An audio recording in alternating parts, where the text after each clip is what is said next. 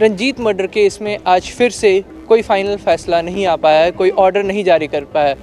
CBI court की तरफ से अब अगली डेट दे दी गई है 18 अक्टूबर की। गुरमीत राम रहीम की तरफ से अपने सभी अच्छे कामों के बारे में जानकारी दी गई है कि उनकी तरफ से कितने भी काम किए गए, मानव भलाई के लिए कितना उनके संस्थान ने, उनके डेरे ने जितना सभी काम किया, उन सब की दलीलें दी गई हैं ताकि जो उनकी सज़ा हो उसे कम से कम किया जाए। वहीं सीबीआई के वकील HPS वर्मा ने, आइए आपको सुनाते हैं क्या कहा इस पूरे मसले को लेकर। ਅੱਜ ਸਭ ਤੋਂ ਪਹਿਲਾਂ ਤਾਂ ਜੋ ਸੁਣਵਾਈ ਦੇ ਦੌਰਾਨ ਆਨਰੇਬਲ ਕੋਰਟ ਨੇ ਜਿਹੜੇ ਕਨਵਿਕਟਸ ਹੈ ਉਹਨਾਂ ਦੀਆਂ ਸਟੇਟਮੈਂਟਸ ਰਿਕਾਰਡ ਕੀਤੀਆਂ ਜੀ। ਉਹਨਾਂ ਨੇ ਪਨਿਸ਼ਮੈਂਟ ਬਾਰੇ, ਇਸ ਜਜਮੈਂਟ ਬਾਰੇ, ਉਹਨਾਂ ਨੂੰ ਜਿਹੜਾ ਗਿਲਟੀ ਹੋਲਡ ਕੀਤਾ ਆਨਰੇਬਲ ਕੋਰਟ ਨੇ ਉਹਦੇ ਬਾਰੇ ਕੀ ਕਹਿਣਾ ਹੈ। ਸਟੇਟਮੈਂਟਸ ਰਿਕਾਰਡ ਕਰਨ ਤੋਂ ਬਾਅਦ ਕੁਆਂਟਮ ਆਫ ਸੈਂਟੈਂਸ ਦੇ ਆਰਗੂਮੈਂਟਸ ਸ਼ੁਰੂ ਕੀਤੇ ਗਏ ਔਰ CBI ਵੱਲੋਂ ਆਰਗੂਮੈਂਟਸ ਕੰਪਲੀਟ ਕੀਤੇ ਗਏ ਨੇ और उन्होंने एक defence counsel mister PK Sandhir ने भी अपने आर्गूमेंट्स कंप्लीट करते, कंक्लूड करते। बाकी एक्यूज़ड वालों, बाकी कन्विक्ट जोड़े है उन्होंने वालों रिक्वेस्ट की गई कि सानू टाइम चाहिए, असी फुली प्रिपेयर्ड नहीं हाँ। जो जजमेंट्स प्रोसीक्यूशन ने पेश किए हैं असी उन्होंने गो थ्रू होना है, वो पढ़निया ने, इस करके सानू टाइम दिता जाए। सो उन्होंने रिक्वेस्ट ऑनरेबल कोर्ट ने 18 तारीख इस केस के लगाई है, उन्होंने उस दिन सुनवाई का मौका दिता जाएगा। जैसा कि आपने CBI के लॉयर HPS वर्मा को सुना, उन्होंने सीधे तौर पे कह दिया कि उनकी तरफ से मैक्सिमम पेनल्टी की मांग की गई है, जिसमें जो धाराएं लगी हैं उसमें मिनिमम लाइफ इम्प्रिजनमेंट है और मैक्सिमम फांसी की सज़ा है। अभी सुनवाई चल रही है और 18 तारीख को उम्मीद की जा रही है कि पूरी सुनवाई ख़त्म हो जाएगी और फैसला आ जाएगा। खैर, ये अगली सुनवाई पर ही क्लियर होगा कि फैसला आएगा या नहीं। अभी के लिए इतना ही। चंडीगढ़ से अमित कुमार।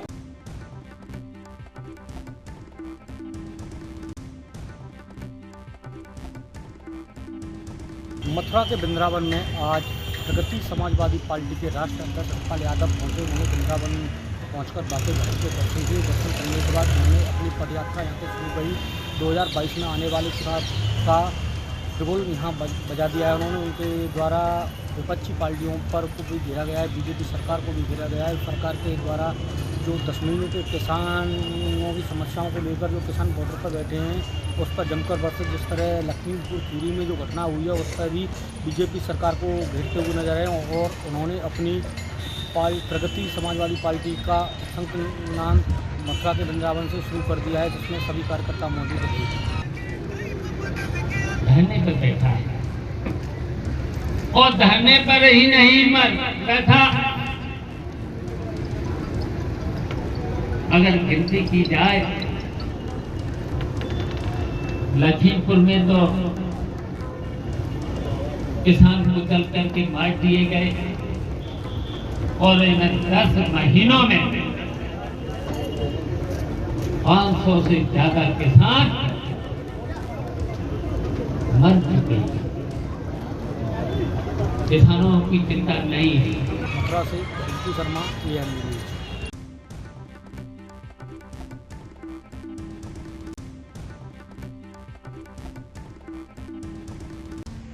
मिर्जापुर जनपद के करहट के शिव मंदिर पर आज काफी संख्या में किसान उपस्थित होकर दिल्ली में जो धरना प्रदर्शन कृषि कानून को लेकर किसान प्रदर्शन कर रहे हैं और उसी के विरोध में और लखीमपुर खीरी में जो घटना हुआ है, किसानों को ऊपर बर्बरतापूर्वक गाड़ी चढ़ाकर रौदा गया है, उनको श्रद्धांजलि आज दी गई किसानों द्वारा।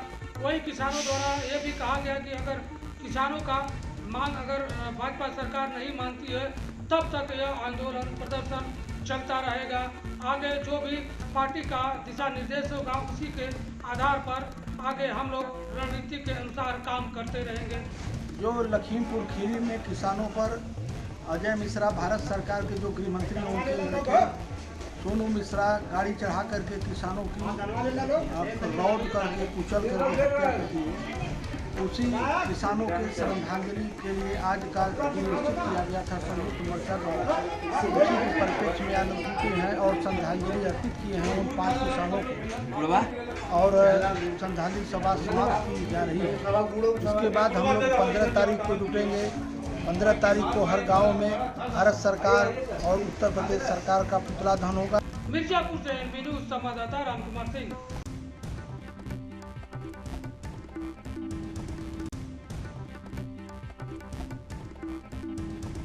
मुंबई को राजकीय धरोहर घोषित करने के लिए आज उत्तर मुंबई सांसद गोपाल शेट्टी ने महाराष्ट्र के सरकार को एक पत्र लिखा है। उस पत्र में आह्वान किया है कि महाराष्ट्र सरकार अगर चाहे तो मुंबई को राजकीय धरोहर घोषित कर सकती है। इससे क्या लाभ होगा, कितने लोगों को लाभ होगा, इसकी जानकारी के साथ सांसद जी बताइए कि जो आपने कहा कि अगर राजकीय धरोहर घोषित हो जाती कई लोगों को लाभ होगा, कैसा लाभ होगा, इसकी प्रक्रिया क्या बताइए। बहुत अच्छा मुद्दा आपने उठाया।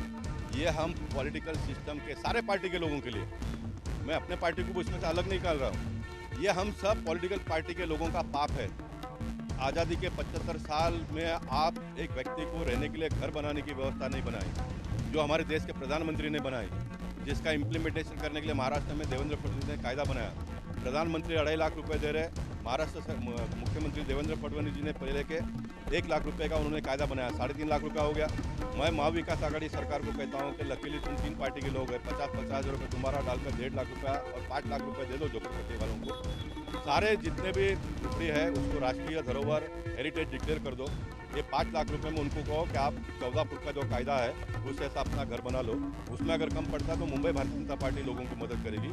14 फुट का लोगों का घर बन जाएगा। ये SRA अथॉरिटी को बंद कर दो आप। SRA का निर्माण लोगों को अच्छा घर बनाकर देने के लिए हुई थी। SRA का निर्माण कोई उनके जूनियर इंजीनियर से लेकर CO तक और उसके ऊपर जो मंत्री है उनको पैसा बनाने के लिए नहीं साफ हुआ है, और इसको ताबड़तोब बंद कर दो, लोग सुखी हो जाएंगे। ये हमारा आज डिमांड है।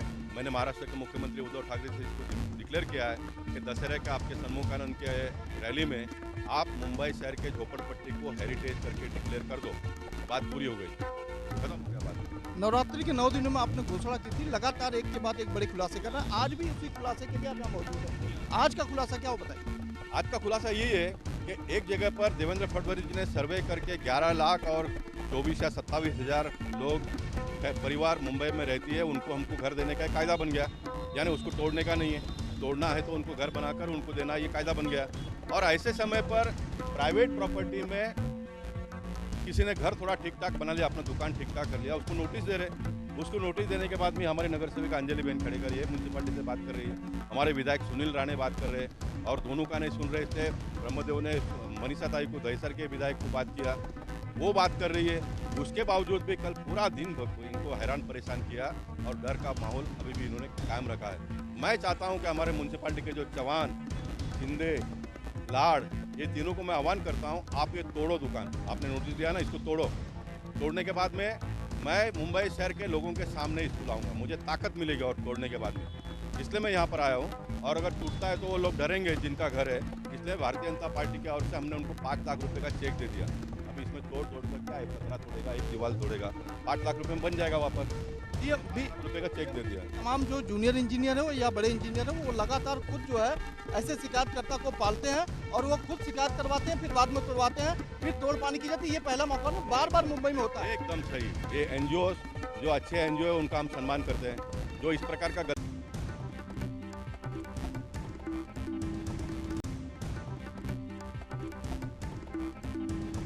डेंगू का डंक अब जमुनानगर के लोगों को डराने लगा है।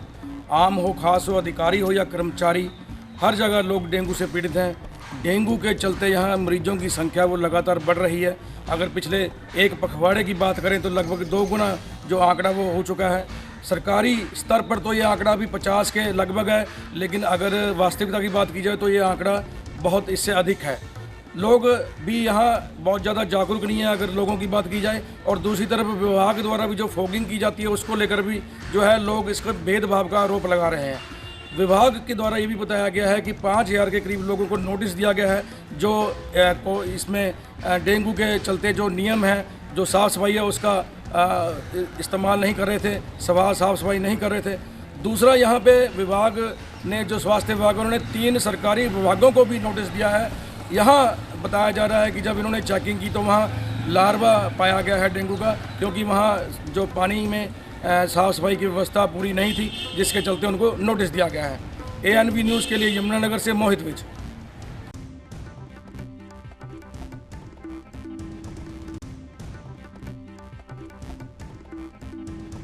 उत्तर प्रदेश की योगी सरकार लगातार भूमाफियाओं पर शिकंजा कसने के लिए एंटी भूमाफिया स्क्वाड का गठन कर लगातार भूमाफियाओं पर शिकंजा कस रही है, लेकिन उसके बाद भी भूमाफियाओं के हौसले बुलंद है। ताजा मामला ऊंचा आर तहसील क्षेत्र के भिखनापुर मजरे बड़ा गांव का है, जहां पर भूमाफियाओं के हौसले बुलंद है। आज सैकड़ों की संख्या में ग्रामीण रायबरेली के जिलाधिकारी कार्यालय पर पहुंचे।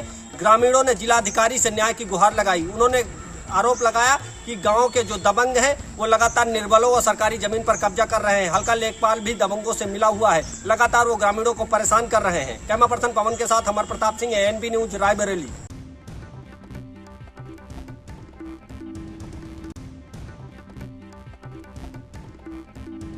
नवरात्रि का महीना चल रहा है और नवरात्रि के 9 दिन माँ दुर्गा के 9 रूपों की पूजा की जाती है। कोरोना काल के बाद अब मंदिर खुल चुके हैं और यहाँ पर दर्शनार्थी भी आ रहे हैं, श्रद्धालु आ रहे हैं।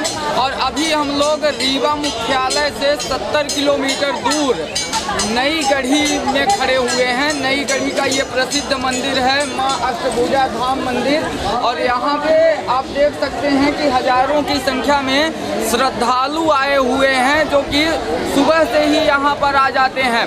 वहीं नई गढ़ी नगर परिषद के भी यहाँ पर कर्मचारी और अधिकारी मौजूद हैं। नगर परिषद के कर्मचारियों के द्वारा लगातार यहाँ पर सुरक्षा व्यवस्था उपलब्ध करवाई जा रही है। साथ ही साथ यहाँ पे जो श्रद्धालु आ रहे हैं उन्हें किसी भी प्रकार से कोई दिक्कत ना हो, इसका भी विशेष ध्यान रखा जा रहा है। बात करने के लिए हमारे साथ इस वक्त नगर परिषद के एक कर्मचारी मौजूद हैं, हम इनसे बात करते हैं। क्या नाम है आपका? ब्रजमोहन वर्मा। आप यहाँ पे नगर परिषद आप लोगों के द्वारा कब से यहाँ पे व्यवस्थाएं उपलब्ध कराई जाने लगती हैं? मेले से 2 दिन पहले, जिस दिन से मेला चालू होता है यहाँ पे, उसके 2-3 दिन पहले से ही व्यवस्था कर दी जाती है, ताकि किसी को कोई दिक्कत यहाँ पे मेले पे जो भी श्रद्धालु आते हैं माँ दुर्गा माँ अष्टभुजा धाम में, किसी को कोई परेशानी नहीं हो, उसके लिए हम लोग पूरी तैयारी करके रखते हैं। क्या क्या नगर परिषद के द्वारा उपलब्ध कराया जाता है व्यवस्थाओं में यहाँ पे उपलब्ध कराया जाता है? जब पानी व्यवस्था की सबसे बड़ी दिक्कत होती है, जो श्रद्धालु आते हैं वो जल चढ़ाने के उद्देश्य से यहाँ आते हैं। सफाई व्यवस्था अच्छी होनी चाहिए, किसी को कोई असुविधा न हो। पुलिस व्यवस्था, पूरे विभाग, शिक्षा विभाग, स्वास्थ्य विभाग, सभी विभागों की यहाँ ड्यूटी लगाई जाती है सुरक्षा की दृष्टि से, किसी को असुविधा न हो उसके लिए। यहाँ पे पर डे लगभग कितने श्रद्धालु आते हैं? अब मैं गिनती तो नहीं कर सकता हूँ, लेकिन लगभग 2-3-4 हज़ार के लगभग तो आ ही जाते हैं। माँ अष्टभुजा धाम में दर्शन करते हैं। ANB न्यूज के साथ संवाददाता विजय त्रिपाठी, रीवा।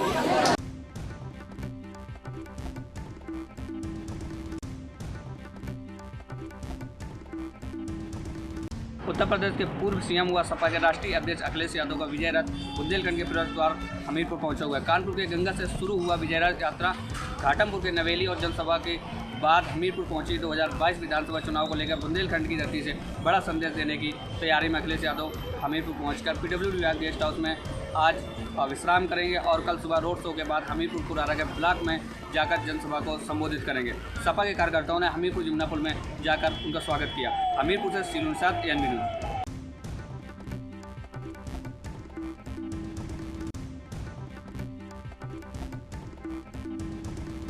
65 वर्षीय वृद्ध महिला को 3 बदमाशों ने किया अपहरण। पुलिस ने मात्र 3 घंटे के भीतर किया खुलासा। वृद्ध महिला को छोड़ने के एवज में बदमाशों ने मांगी थी 80 लाख रुपए की फिरौती। पुलिस और SOG टीम ने मात्र 3 घंटे के भीतर तीनों अपहरणकर्ताओं को गिरफ्तार किया है। वहीं तीनों अपहरणकर्ताओं के पास से पुलिस ने 1 मोबाइल, 2 अवैध तमंचा, 1 इको कार बरामद की है। आपको बता दें कि टीवी सीरियल क्राइम पेट्रोल देखकर महिला के अपहरण की योजना बनाई थी। वहीं सदर कोतवाली क्षेत्र के अपनावाली धर्मशाला के पास से अपहरणकर्ताओं ने वृद्ध महिला का किया था अपहरण। वहीं तीनों आरोपियों को गिरफ्तार कर SP ने खुलासा किया है और SOG पुलिस टीम को SP ने 15,000 और आगरा जोन ADG ने 25,000 रुपये का इनाम दिया है। द्वारा घटना की गंभीरता को देखते हुए तत्काल 3 टीमों का इसमें गठन किया गया। सर्विलांस टीम और SOG टीम को भी इसमें लगाया गया तत्काल सक्रिय करते हुए। इसमें इन टीमों द्वारा त्वरित कार्रवाई करते हुए सूचना के मात्र 3 घंटे के भीतर इसमें मैनुअल इनपुट, टेक्निकल इनपुट सभी तरह के जो है विसूचना संकलन की कार्रवाई की गई और लगातार कई संभावित जगहों पे दबिश देके नाकेबंदी करके कोटा कपूरा रोड के पास घेराबंदी करते हुए इस गाड़ी को पकड़ा गया और इस कार्रवाई में जो तीनों अपहरणकर्ता थे उन शातिर बदमाशों को पुलिस द्वारा मौके से गिरफ्तार किया गया। और जयकिशोर कुशवाहा, ANV न्यूज़, हाथरस।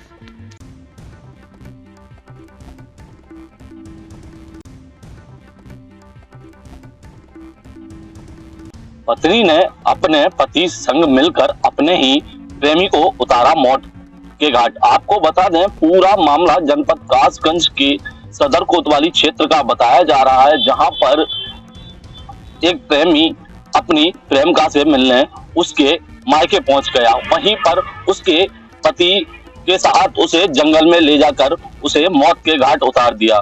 आपको बता दें, आज खुलासा करते हुए कासगंज एसपी रोहन प्रमोद बोत्रे ने बताया है कि इन दोनों का प्रेम प्रसंग चल रहा था।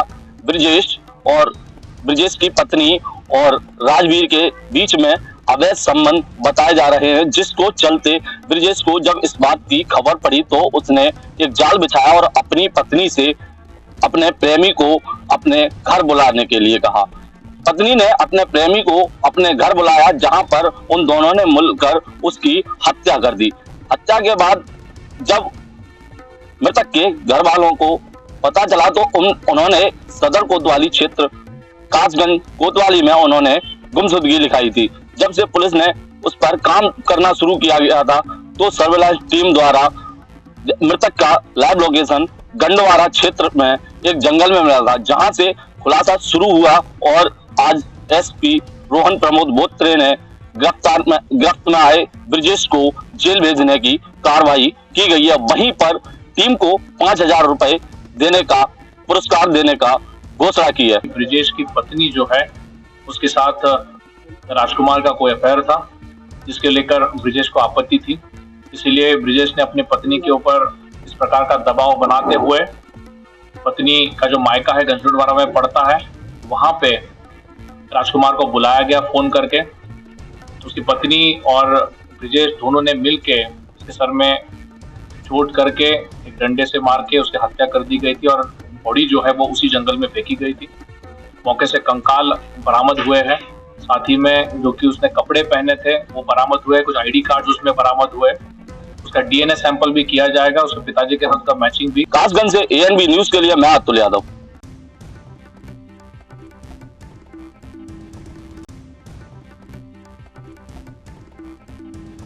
विगत दिवस प्रेमनगर थाना क्षेत्र के बिजौली क्षेत्र में हुई मां बेटे की हत्या के मामले में नया मोड़ आ गया है। हत्या करने के बाद आरोपी भाग गया था, जिसकी तलाश पुलिस कर रही थी। तलाश के दौरान पुलिस को पता चला कि वह खेतों पर है, जहां पुलिस ने दबिश दी तो उसको वहां से पकड़ लिया। पकड़ने से पहले ही आरोपी पुलिस और अपने पिता और भाई को देखकर वहां से भागने लगा और एक पेड़ पर चढ़कर आत्महत्या करने का प्रयास किया। वहीं जब उससे पूछताछ की गई तो उसने बताया कि इस हत्या को लेकर हम अपने आप शर्मिंदा थे, जिसको लेकर हम आत्महत्या कर रहे थे।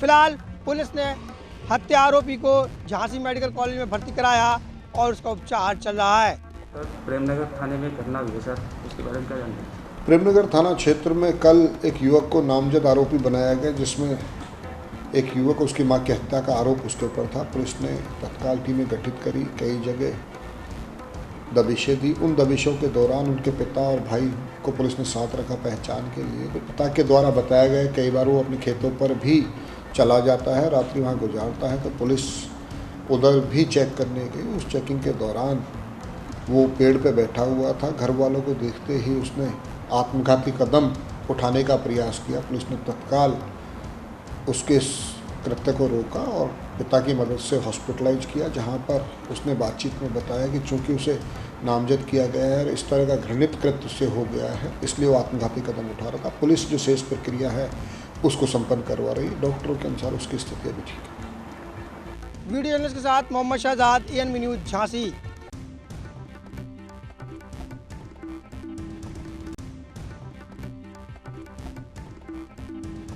दिल्ली सरकार ने अब की बार कंप्लीट बैन लगाया है पटाखों पर, यानी कि ग्रीन लेवल के पटाखे भी नहीं बिकेंगे और वैसे पटाखे भी नहीं बिकेंगे। मगर बात करें जिस तरीके से व्यापारियों के लिए कहा गया कि व्यापारी जो है कहीं ना कहीं उनका जो पिछली बार नुकसान हुआ था वो नहीं होगा अब की बार। मगर दिल्ली सरकार के इस कदम से व्यापारी कितने संतुष्ट हैं, क्योंकि जो पटाखा व्यापारी थे वो लगातार कहीं ना कहीं पूरे साल इंतजार करते थे कि उनको पटाखा बेचेंगे और कहीं ना कहीं जो उनका जब पूरे साल का सीजन था वो कहीं ना कहीं उसी पटाखे से ही चलता था। मगर बात करें जिस तरीके से हम एक दुकान पे खड़े हैं, पहले दिखाने की कोशिश करेंगे कि आपकी बार इस दुकान पर लगातार पहले आतिशबाजी बिकती थी और कहीं ना कहीं ग्रीन लेवल के पटाखे बिकते थे, मगर आपकी बार सिर्फ बच्चों की ये जो पटाखे वाली पिचकारी ये बंदूक है ये बिक रही है और कहीं ना कहीं इसकी भी गोलियाँ भी नहीं है, यानी कहते हैं इसका पटाखा नहीं है। मगर लगातार जिस तरीके से पॉल्यूशन फैलने की वजह से दिल्ली सरकार ने कदम उठाया, क्या व्यापारी उससे संतुष्ट है? हम व्यापारियों से ही जानने की कोशिश करते हैं। सर पहले तो आपसे जानने की कोशिश करेंगे, पूरे साल इंतजार करते हैं कि पटाखा बेचेंगे और कहीं ना कहीं उसके लिए आप लोग पूरे तैयार भी रहते थे, अपना पैसा भी इन्वेस्ट करते थे, मगर वो कदम कहीं ना कहीं अब दिल्ली सरकार ने रोक दिया, यानी कि सीधे सीधे कहे तो पटाखे पे बैन लगा दिया। क्या उससे संतुष्ट हैं आप लोग? नहीं सर, बिल्कुल नहीं संतुष्ट। क्यों संतुष्ट नहीं है सर? बिना पटाखे दिवाली नहीं बनती दिल्ली शहर में, हिंदुस्तान में नहीं बनती है। आप पूरा हिंदुस्तान पटाखे जला रहे हो, दिल्ली वालों ने क्या काम किया जब दिल्ली वाले नहीं बजाएंगे पटाखे? और पूरा साल इंतजार करते हैं, बच्चे भी इंतजार करते हैं, हम लोग भी माल भर के रखते हैं। परचेजिंग है वो तो मई जून से ही शुरू हो जाती है। इसी उम्मीद में करेगी लाइसेंस मिलेगा, ये पहले से ही बंद हो गया तो जो एडवांस पेमेंट चलेगी उसका क्या करेंगे? वो तो आएगी नहीं, माल भी आएगा, उसका माल कहाँ रखेंगे?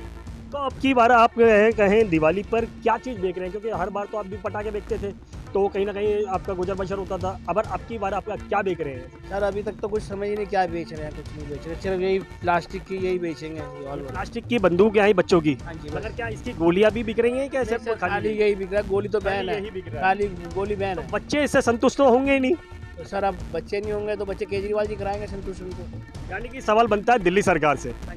हम और से भी बात करते हैं, ये भी व्यापारी है। सर आप ये बताइए, आपने कहा कि लगातार व्यापारी जो है परेशान है, कोरोना काल के अंदर वैसे भी परेशान रहा और लगातार अब जो स्थिति सुधरनी चाहिए थी मार्केट खुलने के बाद में, क्या वो स्थिति सुधरी है? पटाखा बैन जो बैन किया गया है वो दिल्ली सरकार का जो कदम है क्या वो सही है? नहीं सर, मैंने पहले बताया कि ये डिसीजन गलत है। अगर आप वैसे डिसीजन ले रहे हैं, सही ले रहे हैं, लेकिन आप हर चीज़ में लेंगे ना। अगर आप एक ही चीज़ में लेंगे जी पटाखों से ही पॉल्यूशन है तो वो चीज़ तो गलत है। पॉल्यूशन बहुत चीज़ों से होता है, वो सरकार भूल चुकी है। सिर्फ उनको ये दिखता है कि पटाखों से ही पॉल्यूशन है। जो साल में एक बार पटाखे फूटने 2-3 घंटे के लिए, 2-3 दिन रहेगा पॉल्यूशन, उसके बाद तो खत्म हो जाएगा पॉल्यूशन। जो पूरे 365 दिन पॉल्यूशन होता है उस पर कभी सरकार ने डिसीजन लिया है? उस पर लेना चाहिए ना। जो 365 दिन डेली हो रहा है उस पर तो डिसीजन लेते नहीं है लोग, सिर्फ पटाखों पे ही डिसीजन लेना है। एक फेस्टिवल है, एक दिन बनना है, उसमें क्या प्रॉब्लम? सरकार के इस फैसले से कहीं ना कहीं व्यापारी नाराज हैं, मगर अब देखना होगा क्या व्यापारियों की नाराजगी दिल्ली सरकार किस तरीके से दूर करने की कोशिश करती है। क्या सिर्फ पटाखों पर बैन करना काफ़ी है या फिर व्यापारियों के बारे में भी सोचना होगा? दिल्ली सरकार को कहीं ना कहीं कदम उठाने होंगे। अब देखना होगा क्या दिल्ली सरकार किस तरीके के कदम उठाती है व्यापारियों के लिए। कैमरा पर्सन इरफान खान के साथ राजीव कुमार तिवारी, NB न्यूज़, दिल्ली।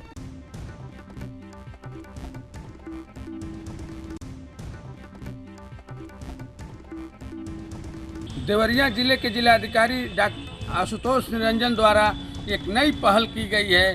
तहसील व थाने दिवस के तौर पे अब ग्राम सभा दिवस किया जा रहा है, जिसमें लोगों को घर बैठे सभी कार्य होंगे।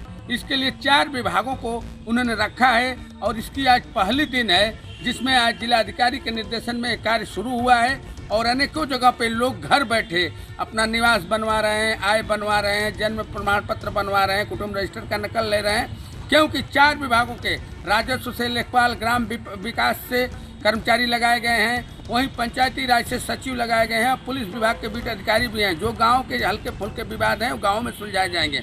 इसके पीछे का जो तर्क था प्रशासन का सीधा तौर पर था कि लोगों के जो मामले थाने पे तहसील पे आते थे उसमें एक पक्ष आता था, दूसरे पक्ष की सही बात सामने नहीं आती थी तो देर होता था न्याय देने में। अब योगी सरकार का जो आदेश है कि जल्द से जल्द लोगों को न्याय दिलाया जाए, उसके लिए यहाँ के जिलाधिकारी आशुतोष निरंजन और जिले के तेज तर्रार पुलिस अधीक्षक डॉक्टर श्रीपत मिश्र के नेतृत्व में यह एक नई पहल बनाई गई है, जो पहल सफल होते दिख रहा है। आज अनेकों गाँव में जो ये कार्यक्रम चल रहे हैं, इसमें हम बता दें कि अभी तक दर्जनों मामलों का निस्तारण हो चुका है और उम्मीद की जा रही है कि 200 से ऊपर मामले निस्तारण होंगे। इसके लिए ये योजना निश्चित तौर से एक अच्छी योजना साबित होगी और सरकार की पहल की प्रशंसा होगी इसके चलते। लेकिन ये जो पहल है सरकार की नहीं, जिला प्रशासन की है और पुलिस अधीक्षक और जिला अधिकारी की, दोनों लोगों की सोच की नई उपज है कि लोगों को घर पर ही योजना का लाभ दिया जाए।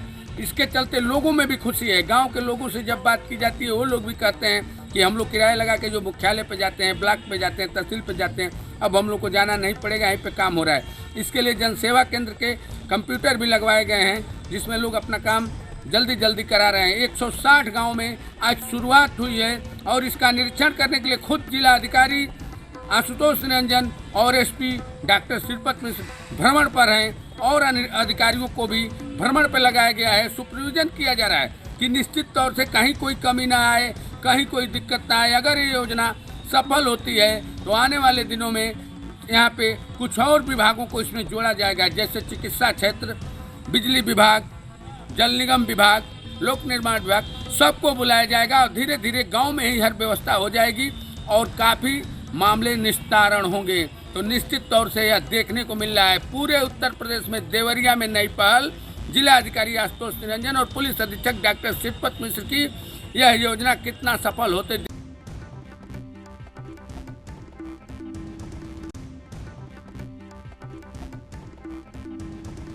थाना नजीराबाद के खिदरीपुला इलाके में जहां एक व्यक्ति अपनी ससुराल गया था जिसकी अचानक संदिग्ध परिस्थितियों में मौत हो गई और शव धर्मशाला के पास पड़ा मिला, जिसकी सूचना पुलिस को दी गई। मौके पर पुलिस पहुंची, शव को सील कर पोस्टमार्टम के लिए भेज दिया गया है। सबके परिजनों का आरोप है कि ससुराली पक्ष ने उसकी हत्या की है। इसी उसको लेते हुए आरोपी परिजनों ने उसको लेते हुए एसपी ऑफिस पर हंगामा किया और कार्रवाई की मांग की है। गांव झालापुर गूदड़ में विधान द्वारा सूचना दी गई कि एक व्यक्ति गांव मंडावर क्षेत्र का रहने वाला है, अपनी ससुराल आया हुआ है। उसकी नल के पास में नशीला पदार्थ खाने से ऐसा हो रहा है कि उसकी मृत्यु हो गई। इस सूचना पर मैं और SHO में पहुँची। डेड बॉडी का पंचनामा भर के पोस्टमार्टम के लिए भेज दिया गया है और इसके घर वालों के आने पर अति शामिल की। PNB न्यूज़ से गुड्डू भारती।